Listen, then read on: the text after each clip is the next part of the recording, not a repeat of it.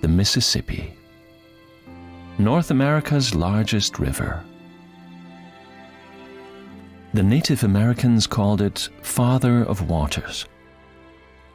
White conquerors followed it into the heart of the continent, established cities, and the American way of life. We take the Mississippi through this vast country from south to north and listen to its stories of people, myths, and music.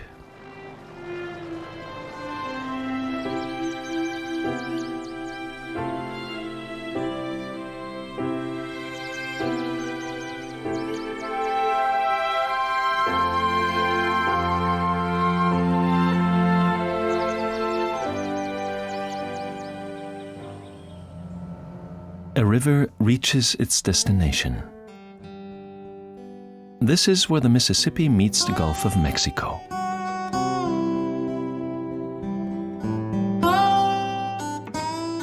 To get here, it has made a journey of 2,300 miles from the north to the south of the USA.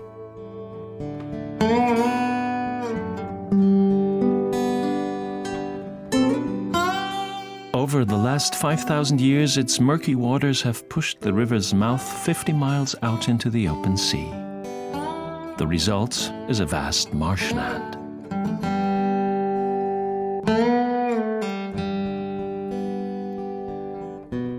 Scientists predict that soon the river will begin to look for a new path to the ocean. Its search will lead it here to the Atchafalaya Basin in southern Louisiana, America's largest swampland area.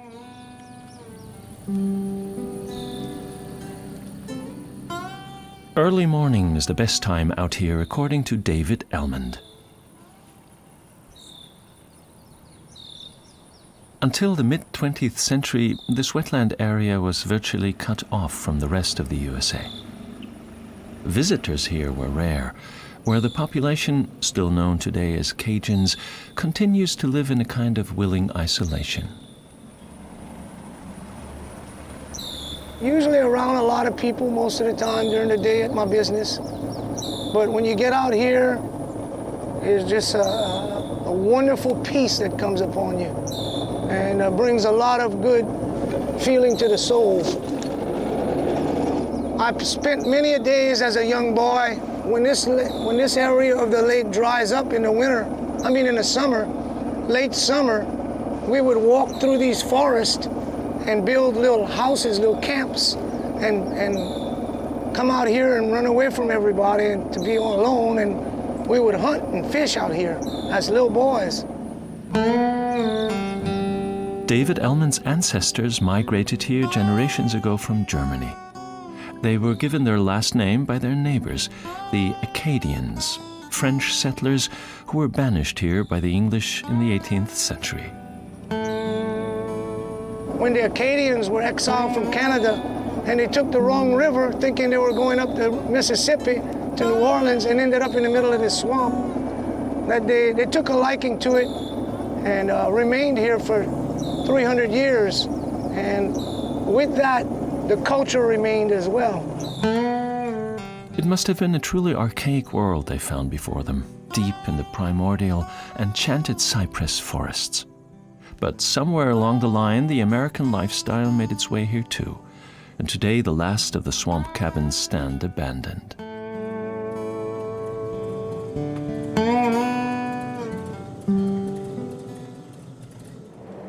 French culture, however, is still alive and well in communities like Breaux Bridge, where the lifestyle is easygoing and laid back. But every Saturday morning at 7, the little town comes alive with activity when the locals meet for breakfast at Café des Amis.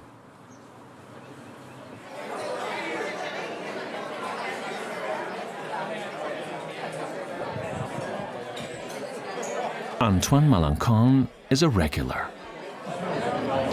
Oui, il y a joliment du monde qui parle français ici. Un peu plus les vieux. Les jeunes, dans sont capables d'apprendre à causer français, mais c'est plutôt l'anglais. C'est plutôt toujours les mêmes vieux qui cause toujours français. Et dans un qui comprend comment ça cause pas. This early morning celebration is called the Zydeco Breakfast. And at 77, Antoine still takes part in it.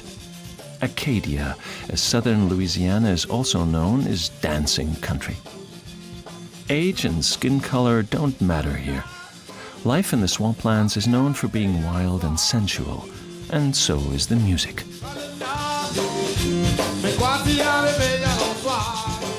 Zydeco is the musical heritage of the South's Creoles, French-speaking people of mixed races. Zydeco's most important instruments are the accordion and the washboard, known as a frottoir. Laissez le bon temps rouler. Let the good times roll, say the people here, and the festivities continue over the whole weekend, moving from one dance hall to another, 3 or 4 hours at a time.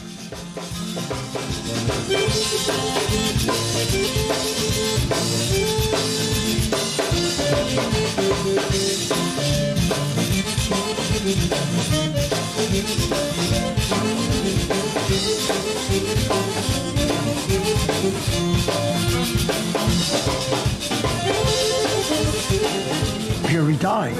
Mon job, c'est danser. Je travaille toujours à la maison. Je ne peux plus travailler des jobs. Je viens danser plutôt. J'ai plus le temps de danser. J'arrête pas. Je vais danser 4-5 jours par semaine. Des fois 2 fois dans la même journée.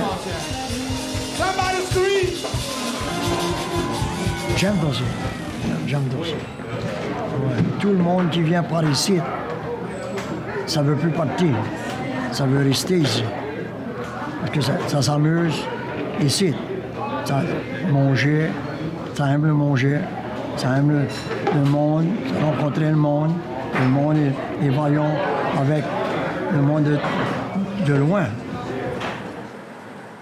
Throughout the communities in southern Louisiana, the muddy Mississippi waters have always fed the endless rice fields.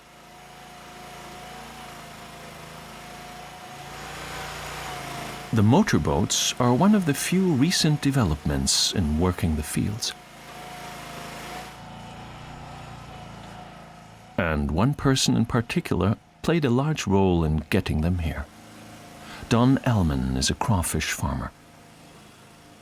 6 months a year, from December to the start of July, his hired hands repeat the same task. One empties the traps of their harvest, while the other one baits them again, for 12 hours each day.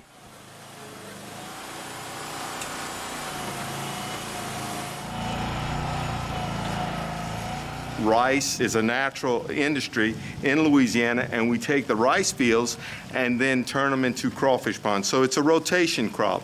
1 year it's rice, the following year we produce crawfish in these rice fields. The crawfish have since eaten all the straw as their food source. It takes about 6 weeks for them to grow to where we can use them in the restaurants from the time they're hatched.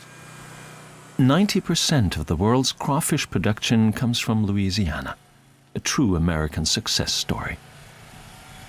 My grandfather started in the 40s, right after World War II, producing crawfish. My father was one of the first ones to bring it to restaurants in the 60s. And that I was just a little boy and remember that very well. Then now I've taken over and really expanded it to a larger, much larger business. In an average year, Don harvests some 500 tons of crawfish, generating roughly $1.3 million in income. Don is determined that his son Mark will take over the business one day. But today, another job awaits Mark. Not all the crawfish land in the pot. A small share ensures that the harvest can continue in the future.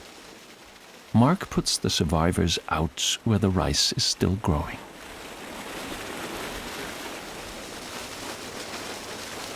When they see an area in which they can dig their burrow, they're going to dig down in the soil, and they'll dig up to 5 and 6 feet deep to continue with the moisture through the year. As the temperatures in Louisiana get warmer, they'll dig a little deeper to make sure they always have moisture. When we reflood these fields, then they come out from their burrows and they have their little ones, and they just survive. This crawfish can thank its lucky stars. Its cousins aren't so lucky, however. They end up in eateries like Crawfish Town, USA, one of southern Louisiana's largest seafood restaurants. Crawfish are first boiled alive and then prepared in one of three ways: mild or hot for the tourists and extra hot for the Acadians, just the way they like, with plenty of chili and Cajun pepper. Up to 1,000 guests can chow down on as many crawfish as they can eat in the shortest possible time. The minimum order is 4 pounds. The winner of the annual crawfish eating contest managed more than 19 pounds in 45 minutes. That's 10 to 20 crawfish per minute.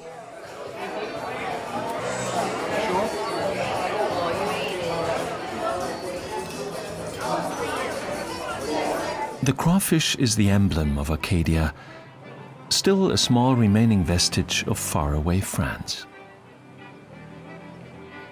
People in Breaux Bridge meet up on the weekend to play music.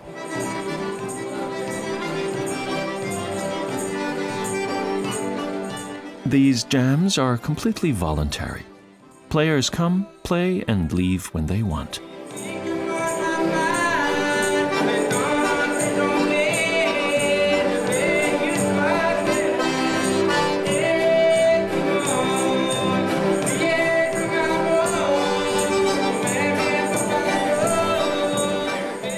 This music is called Cajun, and the violin is its main instrument.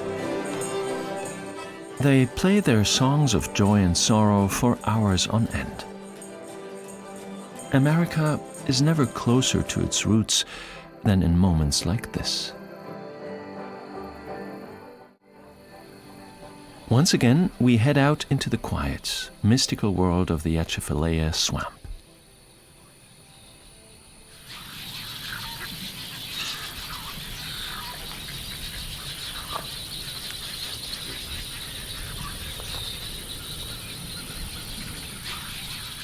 Some lucky folks get to catch a glimpse out here of alligators hunting for fish.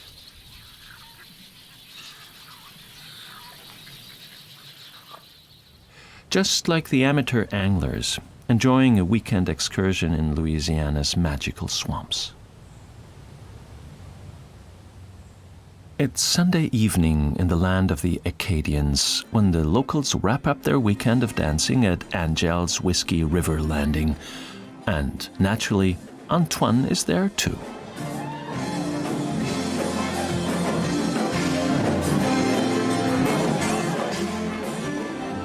We continue on northwards, only a little upriver, but to a completely different world. New Orleans. They call the city the Big Easy. For many people, it's still the USA's most beautiful city. The infamous Bourbon Street is a noisy, endless party mile, a thoroughfare of bright lights and cheap thrills. But only a couple of blocks away, one can still feel the old charm and magic. And the magic has indeed returned since Hurricane Katrina brought New Orleans to the brink of complete destruction in late August 2005. Like so many others, Darrell Reeves lost almost everything he owned at the time. The storm destroyed his workshop, and what he could salvage was buried under almost 10 feet of water. But New Orleans needs people like Darrell Reeves, people whose blacksmith artistry has given the city its unmistakable face.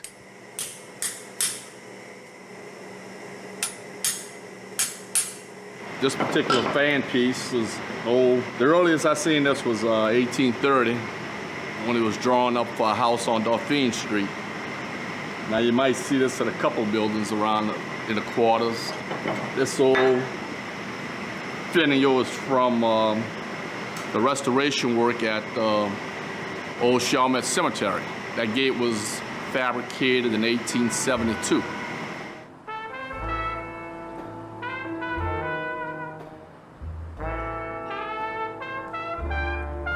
I connect with a lot of craftsmen going back hundreds of years. I mean, this city grew from just about every nationality probably on this globe. All of them, from the blacksmiths, was a pretty important part of the city. And in all those different nationalities, everybody else just had their own style, had their own little secret that they had. The fact that New Orleans survived the Katrina catastrophe seems almost like a miracle. But the French Quarter suffered its share of damage too, and repairing this damage has provided Daryl with his own new start. My thing is, when I do restoration work and I'm taking this stuff apart, I'm learning it all. You can't beat that. Many of Daryl's co-workers left the city in Katrina's wake. They took their knowledge and skills from New Orleans to build a new life elsewhere.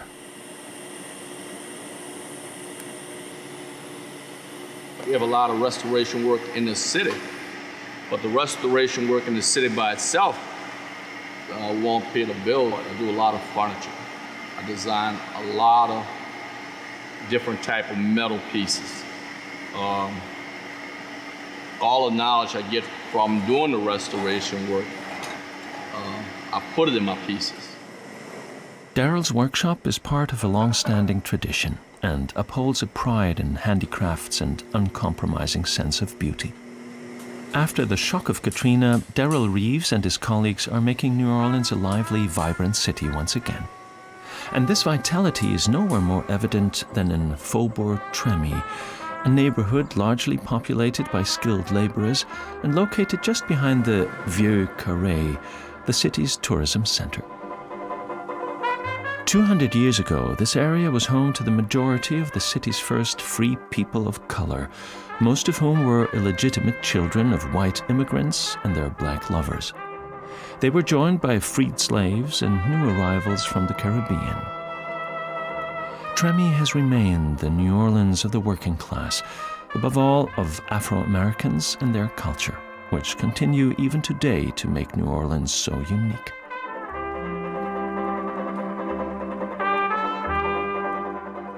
Charles Sims grew up in Trémy and has worked for the U.S. Post Office his entire working life. This is one of my storage bins. Because my painting is so large. Charles loved art class even as a child. As a young U.S. soldier, he was stationed near Paris, an experience that changed his life.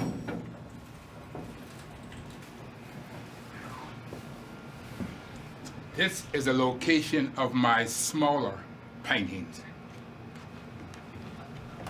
He was fascinated by the museums, especially the Louvre and its impressionists. Since then, he has dedicated almost every free moment to painting. I paint them, I put them under the bed, I store them here. I have not sold a painting. I have now 300 paintings. I have no need to sell. I collect my own work. You collect paintings, I collect my work. The longer I keep them, the more valuable they become. The day I pass away, there will be a beaten path to my door. Or you too? Okay. For decades, Charles Sims has rejected commercial considerations regarding his paintings.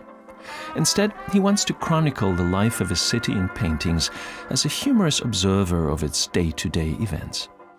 He reports on the experiences of his people in the search for a new identity as African Americans. He says he hopes to carry his people's traditions into the museums of the world. And so now, he has decided to make his entire collection of works public.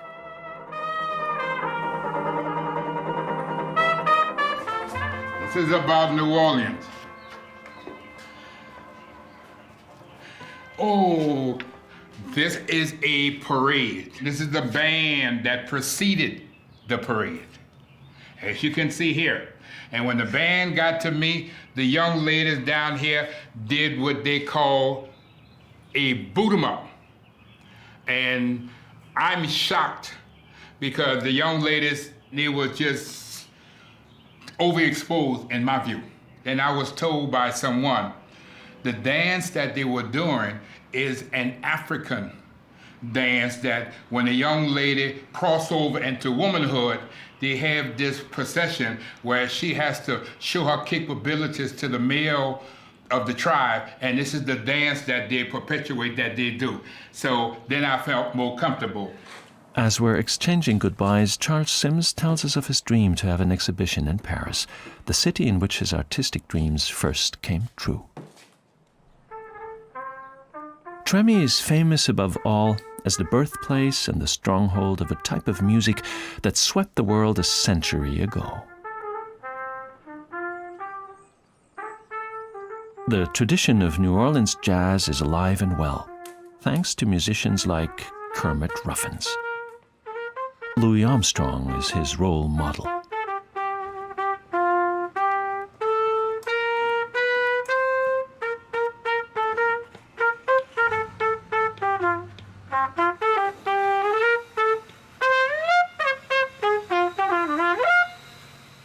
Hey man, you're in the heartland of America, in New Orleans, one of the best cities in the world, and you just happen to grow up right here.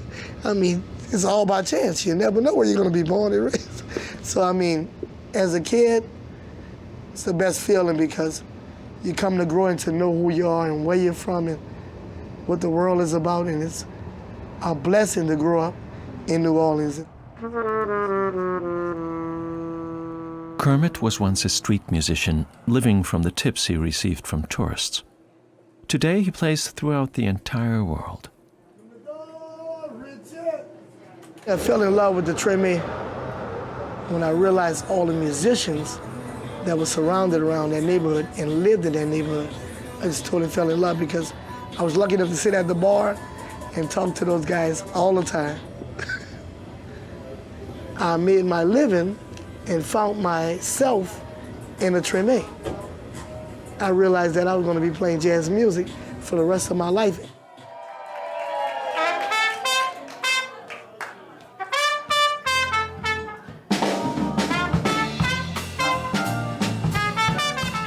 Whenever he's home in New Orleans, Kermit plays Thursdays at Vaughn's Lounge, where his career began.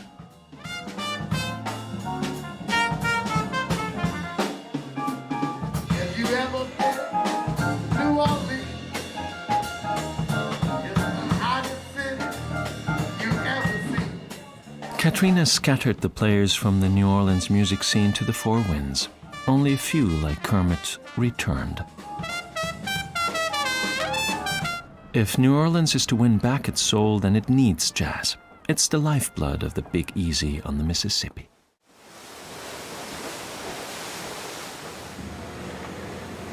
We leave the city, heading northwards up the river.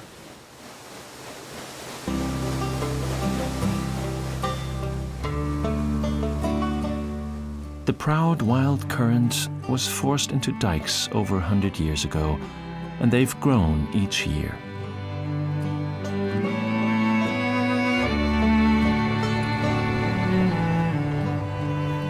This caused the former masters of the Mississippi to lose the unspoiled view of their river.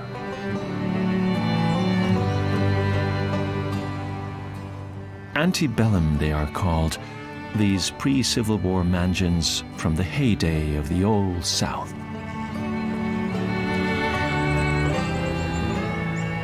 The plantation houses were once lined up on the banks of the Mississippi like pearls on a string.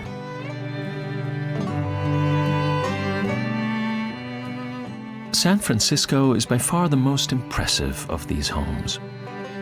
Edmund Marmillan loved traveling through Europe. He brought Louise, his beautiful young wife, with him from Bavaria. For her, he invested his entire fortune in a Gothic palace intended to equal those of the Old World.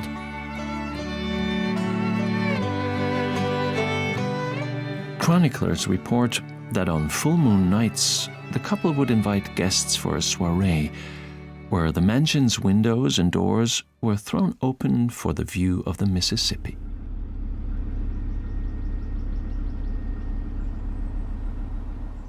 Today, the Evergreen Plantation is one of the few places where you can sense what being a wealthy plantation owner was all about.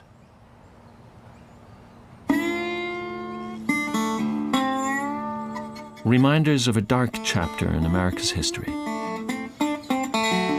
Slave quarters in a country that promises its citizens freedom and equality.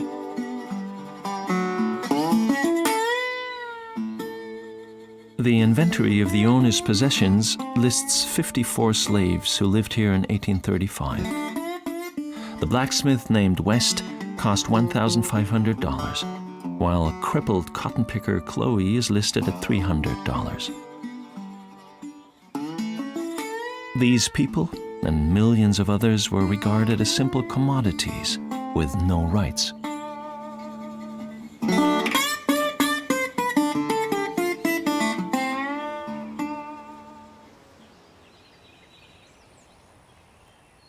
The Butler Greenwood Plantation has been in the family for more than 200 years and is now in its 7th generation.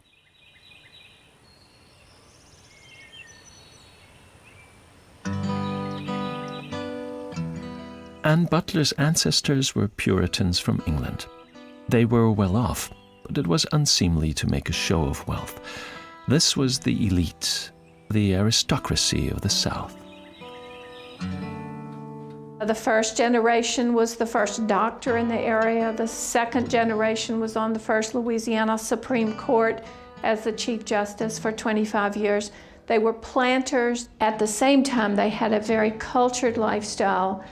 They had books, they had music. They actually talked to each other. They would sit on the porch in the evening cool and have conversations, which sometimes people have forgotten how to do now. They were well educated, they were well traveled, they lived right on the Mississippi River, so they could get around the world with ease, and they did. They traveled all over Europe and purchased things for the houses. They knew people all over the world. Anne Butler is an author. She has written 15 books up to now about the Old South, its way of life, and its cuisine. In recording the past, Anne Butler has become part of a world lost in the mists of time. Butler Greenwood is no longer only her home, but also a museum, while the slave quarters now serve as guest houses. This is not a lifestyle for everybody. It's quiet, it's in the country. You know, you freeze in the wintertime because you never quite get it warm. But it's certainly a wonderful place to live. It's a struggle to support an old place like this. You know, it's a bottomless pit. At times it's a real burden, but you would hate to be the one to let it go out of the family. You have a responsibility to the other generations who went before, who made it such a beautiful place, but you'd hate to be the one to drop the ball. Most of the Old South large homes have disappeared, either destroyed in the Civil War or left to deteriorate in its aftermath.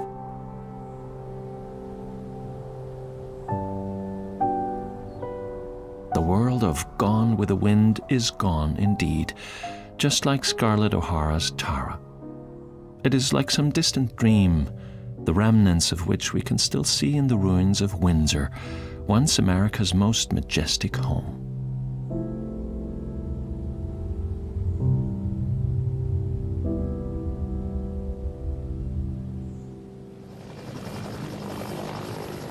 Angola is located on one of the river's peninsulas.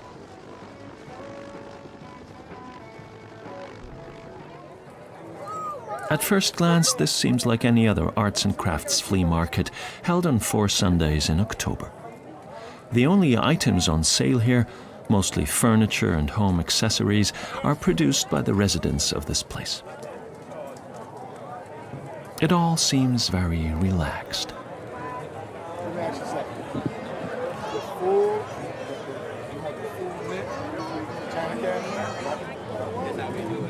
This mobile barbecue smoker in a truck design is only a prototype. That's it. According to its designer, a whole pig will fit inside. Well, I just sold. Matthew Morgan used to be a popular musician and radio DJ in Louisiana. For the last 13 years, Matthew has lived in Angola, one of the USA's largest state prisons. It's not much, but I feel welcome here inside. Most of the prison's 5,100 inmates are serving life sentences, including Matthew. His son Matthew Jr. is allowed to visit him regularly. I'm very proud of him. He's done really well, and he's not in any trouble, thank God. And I've watched him grow up in the business shed since he was 2 years old. When Matthew was about 5 or so, he was playing t-ball, and he didn't understand about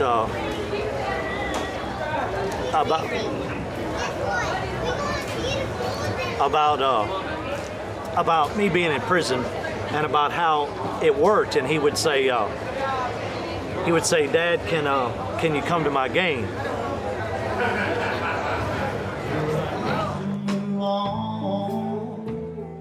For Matthew and his fellow inmates, these 4 Sundays are the high point of the year. More than 10,000 visitors come to the prison on the banks of the Mississippi then, and the difference between them and the inmates is scarcely noticeable. But the easygoing atmosphere here is misleading, as the security measures are watertight.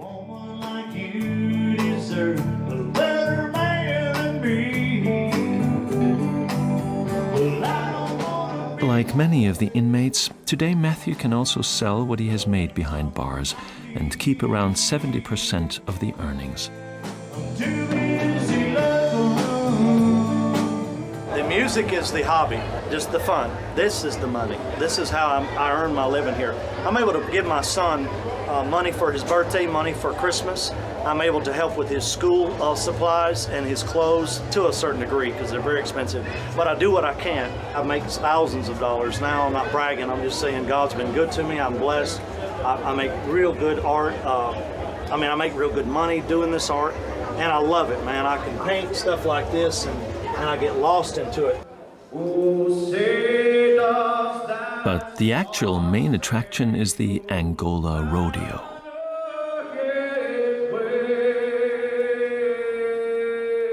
Introduced 45 years ago as a welcome change in the daily routine of the inmates and prison employees, the rodeo today is a professionally managed show. The proceeds are used to finance improvements in the prison conditions. Angola's inmates even built their own stadium to house the event. Christopher Skoning and Francis Longcar are old hands at the rodeo, but these 2 lifers were never cowboys. Come out here for the money and mainly the adrenaline rush. And you don't really know what rides you're going to get. You know, the sheet will come out like the day before, and then it'll tell you what rides you're fixing to get. And how do you get qualified for this? You just sign up and come on out. No training, nothing? No training. No training. Go for what you know. Crash course. Makes it dangerous. Makes it dangerous, but makes it fun. Broken bones, broken legs, broke ribs, broke necks, missing ears. Got some pretty reasonable medical staff that attends to us pretty good. The wildest show in the South is the motto of the Angola Rodeo.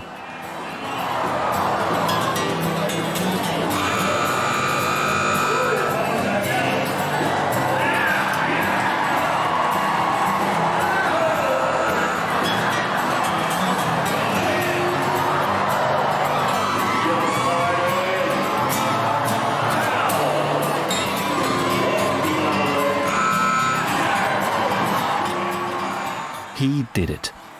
The winner of each category can anticipate prize money of up to $500. Vernon Francis is 34 years old. He was imprisoned at the age of 16 for second-degree murder. My mother really don't like me messing with it, you know, because when I first told her, first thing she said was, "Oh Lord, my baby going to get hurt." But she understands why I do it, and she wished me the best. But like I said, they're not going. They've been here one time. They've been there one time. But I really wouldn't want my mom to come see me, because all she gonna do is holler the whole while she out there, you know. So I know I'm risking myself. It's dangerous because anything can happen. But the excitement and doing things in front of a crowd of people, to me, it's just a lot of fun. The prison's directors see the rodeo as an opportunity for the prisoners to take pride in something they do, while helping themselves and others. The rodeo's critics assert that the kick for the audience is derived from the fact that the contestants have little left to lose. The longer the rodeo goes on, the more daring its events become. This one is called pinball. The winner is the last contestant who remains standing in a hoop while the bull attacks. The high point for many of those on hand is convict poker. Thankfully, it all wraps up the Sunday with no serious injuries.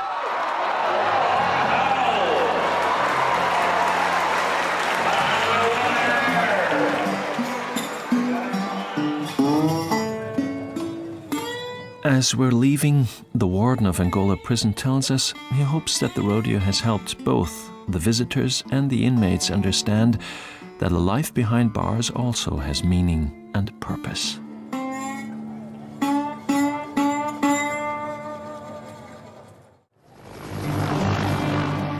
The mighty river takes us deeper into the heartland of America, to new stories, fates, and destinies. The Mississippi seems like a lonely traveler, winding its way behind the dikes, almost as if abandoned by the people.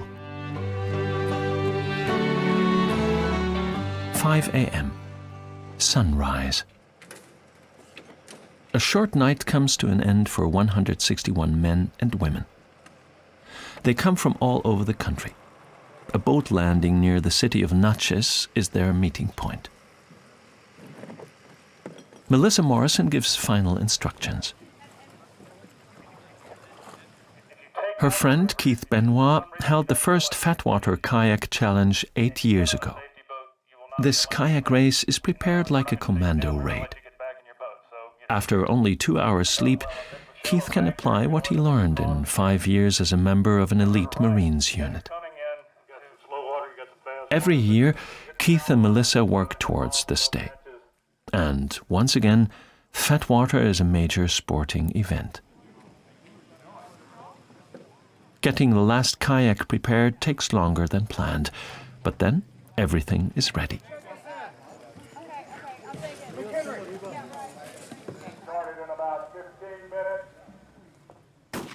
The start signal is given for the marathon on the Mississippi.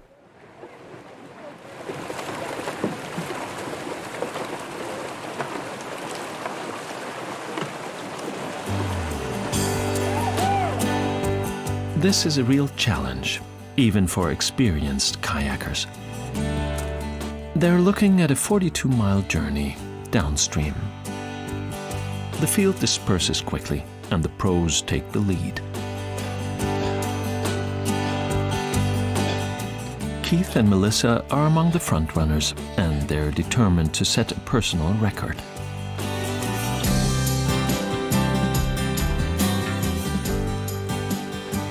"55 minutes, 9.9 miles, 9.9 miles in. We may break 4 hours if we don't hit a headwind. Perfect, absolutely perfect. We've got a tailwind ideal conditions.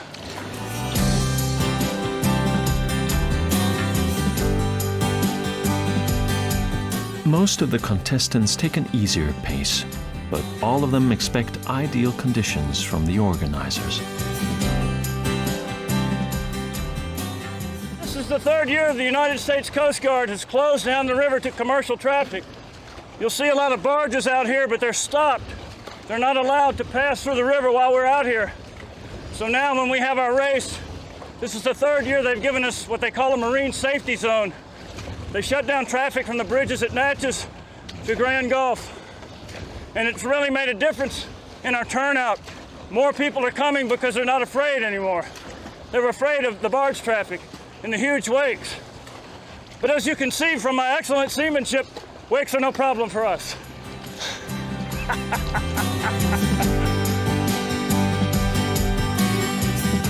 Far ahead of the pack, the winners, pros and Olympic competitors from California, reached the finish line at Natchez, the oldest city on the Mississippi River.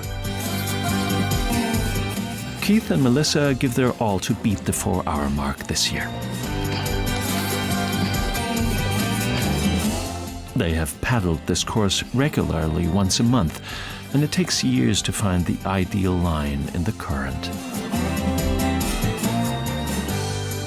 We got the local crew coming in here, Fatwater 8, Keith Benoit, Melissa Morrison, race director and his partner, girlfriend, love of his life. Outstanding job, Keith and Melissa Benoit, Natchez, Mississippi. 4 hours and 2 minutes. They just missed it. Oh, man. What a rush, what a rush. I guess, Peter, that's what it's just a rush. It's a rush. You know, it's that constant adrenaline. I have to take a break. I need to run up that way. Yeah. Melissa wants to take a break in an old Natchez saloon. This was once a popular joint with sailors, rough-hewn men, and masters of the Mississippi.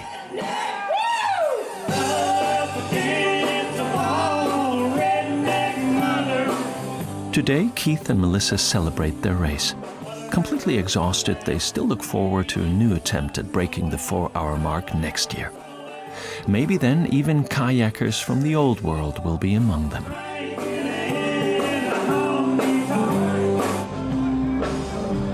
We travel on further upstream, where the home of blues music awaits us.